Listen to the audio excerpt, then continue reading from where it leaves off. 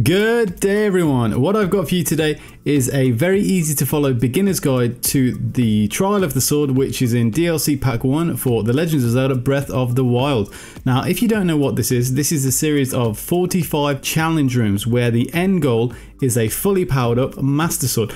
Now in the beginning, when you first approach these challenge rooms, you might find that they're quite difficult. So what I'm going to do is I'm going to give you some tips to get you started and give you a big foot up. Just as a reminder, you enter Trial of the Sword with nothing. The only thing you have is your rune abilities. Everything else is gained inside, so that means weapons and food and anything to help you progress. But the incredible thing is boosts activated before you enter Trial of the Sword carry over. So anything that you activate in Korok Forest will continue in Trial of the Sword. So the step we want to give you is 20 additional hearts and attack plus. This is going to be huge because the attack plus lasts for 30 minutes. Now remember, as I said, we are only covering the first 12 rooms, which is where you get the first power up for the Master Sword and your first save. So think of it like this: once you come out of the challenge rooms and back into the Korok Forest, you can repeat the process of the additional hearts and the attack plus. Long story short, what are we going to do? We are going to make some recipes. The first one is going to give you 20 temporary hearts, and the second one is going to give you 30 minutes of 3 times attack plus power.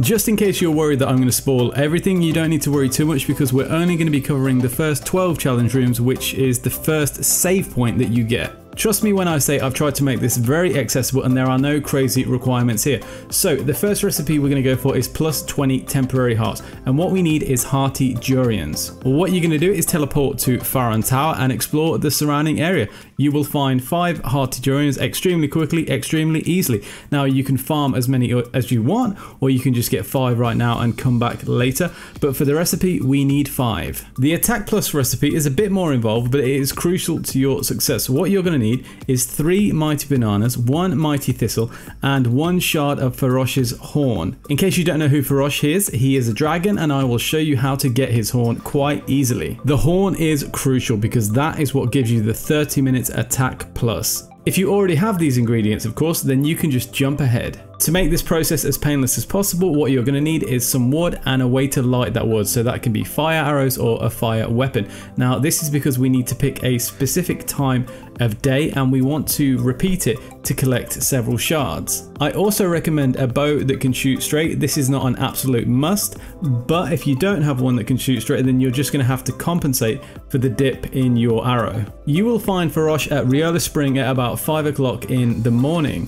You can see on my map where that is, but it's also relatively easy to get there straight from where you were collecting the hearty durians if you want. The other great thing about this location is you can also find the mighty thistle and the mighty bananas that you need for the recipe in the exact same location. Now the setup for Farosh's horn, you may have seen this in other farming technique videos.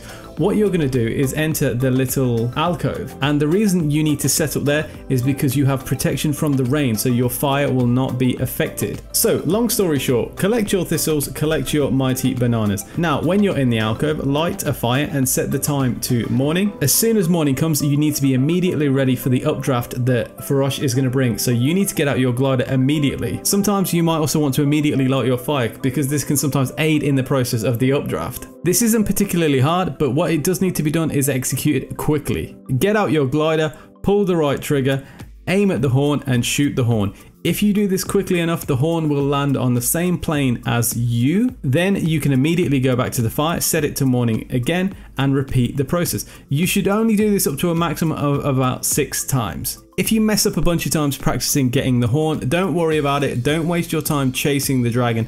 Just go back down, relight the fire and reset to morning. If all has gone well, you should now have all of your ingredients for your 2 main recipes, so go cook them wherever you want. It really doesn't matter, but as a reference point, I picked Kakariko Village. So now you are nearly ready to take on the first 12 challenge rooms of Trial of the Sword.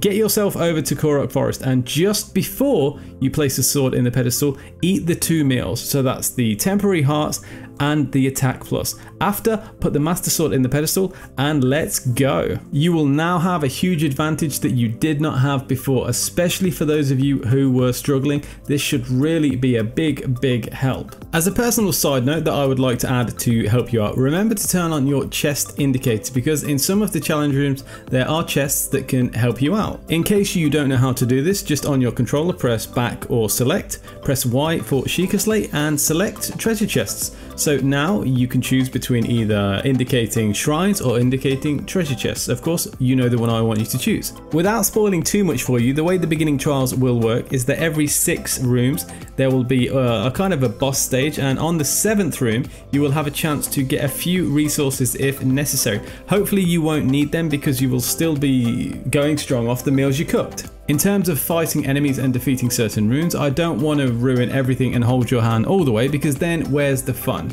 But of course, some of my major reminders are use your shield, use your evade, and use your runes. So that means stasis, magnesis, cryonis, and bombs. Remember, there is no save until after stage 12, but up to that point, your weapons will increase in power. Remember, my guide is not designed to ruin the fun, but help it start. With my advice, you should finish the first 12 rooms, but remember, there are 45 in total. So it's like this: room 6 mini boss, room 7 is a chance to regroup, room 12 mini boss, and then after room 12 you have a temple like environment where you will exit the first stage of the trial. As a final little tip, my friends, in the early stages you will see some chests hanging on the walls that seem unattainable.